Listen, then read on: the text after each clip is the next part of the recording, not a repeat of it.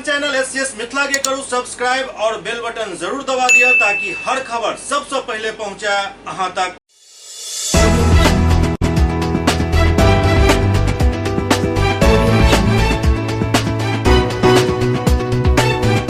बिहार के नदी सब में एक सबसे पैघ समस्या है नदी सब में गाद बहुत भारी मात्रा में इकट्ठा भ गेल अछि, जाहिसँ कनिको पानि यदि अबैत अछि तो बाढ़क स्थिति उत्पन्न भ जाइत अछि। एहने किछु स्थिति जयनगर के कमला नदी में देखल जा रहल है, जहां गाद से नदी एतेक ज्यादा भरि गेल अछि जे एहिठाम हल्को पानि यदि आबि जाइत अछि तो बाढ़क स्थिति उत्पन्न भ जाइत अछि। ओना तो बाढ़ के चपेट में बिहार के कई जिला अछि, जाहिमे एकटा मधुबनी जिला भी अछि, लेकिन एहन स्थिति में जयनगर शहर के कमला नदी के हाल और ज्यादा बुरा अछि। किया ई स्थिति अछि कनिक देखल जाए पहले कमला नदी के। क्या नदी के जमीन से पुल के ऊंचाई लगभग 20 फीट अछि, लेकिन लगातार नदी के उड़ाही नहीं होय से गाद जमा होय के कारण आब ई ऊंचाई मात्र 6 फीट रह गेल हन। एहन में नेपाल से छोड़ल गेल बाढ़क पानि तुरंत बाढ़ एहन स्थिति पैदा कर दैत अछि। एहि बाबत न ही कमला नदी मंडल से जुड़ल अधिकारी के कान पर जू रेंगैत अछि, न ही स्थानीय प्रशासन एहि पर ध्यान दैत अछि। दरअसल पिछला 2 साल से कमला नदी के पुल पर बाढ़क पानि चढ़ि जाइत अछि, जाहिसँ आवाजाही बिल्कुल अवरुद्ध भ जाइत अछि और एकर सबसे प्रमुख कारण अछि नदी में गाद के जमा भेनाइ।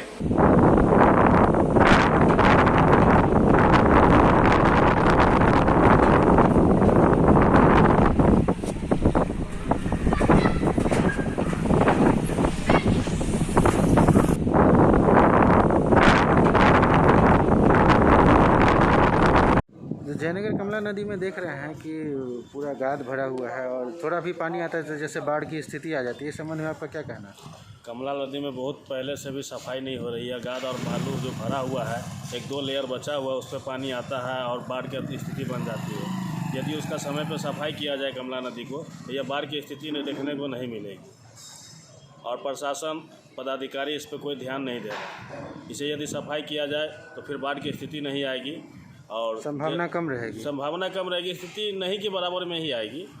ये स्थिति बनी हुई है, जब तक उसकी सफाई नहीं होगी बाढ़ग्रस्त इलाका बना ही रहेगा। ये अब सवाल ही खड़ा हो रहा है जे नदी सब के गाद के यदि सरकार कोनो व्यवस्था नहीं करैत अछि तो आब जनता के जागरूक हेबाक चाही और एकटा अभियान चला कर नदी सब के गाद के समस्या से निजात दिलावे के चाही। खासकर स्थानीय लोग सबके एहि पर विशेष ध्यान देबाक जरूरत अछि और मिथिला में एहि के लेल एकटा विशेष त्योहार भी होइत अछि जे गर्मी के समय में होइत अछि। ओहि समय नदी में जल के बिल्कुल कमी रहैत अछि, बहुत नदी तो सूखि जाइत अछि। एहन समय में यदि गाद के समस्या के लऽ कऽ एकर उड़ाही कयल जाय तो एहि समस्या से निजात मिल सकैत अछि, सरकार के लज्जा आबि सकैत अछि और भऽ सकैत अछि जे एहि लज्जा के कारण दोसर नदी सब के सरकार गाद निकाले के प्रयास शुरू कर दिया।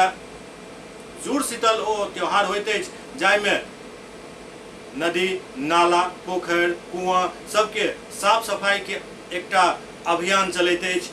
ई त्योहार ओना तो कई मायने में महत्वपूर्ण अछि, लेकिन एकटा सबसे ज्यादा यदि एकर महत्व अछि तो वो अछि जलाशय के सफाई करनाइ। और आब हम अहाँ ओकरा बिसरि चुकल छी। जुड़ शीतल के दिन सिर्फ घर के पैघ सदस्य अहाँ के माथा पर थोड़ेक जल दऽ कऽ अहाँ के शीतलता प्रदान करैत छथि, अपन आशीर्वाद दैत छथि, लेकिन वो जल जहाँ संग्रहित होइत अछि, जहाँ रहैत अछि, जहाँ रुकैत अछि, जहाँ बहैत अछि, ओकरा यदि साफ नहीं करब तो ई समस्या दिन प्रतिदिन बढ़ैत जायत और एकर कोनो निदान नहीं अछि। सिर्फ सरकार के मुँह ताकैत रहब तो अहिना काल के गाल में समाइत रहब। तें हर बात के लेल सरकार पर निर्भर नहीं रहू, किछु अपनो हाथ पैर चलावे के प्रयास करू। भ सकैए जे अहाँ के हाथ पैर चलेला से सरकार के थोड़े शर्म हुए। एससीएस न्यूज के अंक में अखन एतबे। अगला अंक में फिर किछु और समाचारक संग उपस्थित है। तब तक अपने सब देखते रहो एससीएस न्यूज। नमस्कार।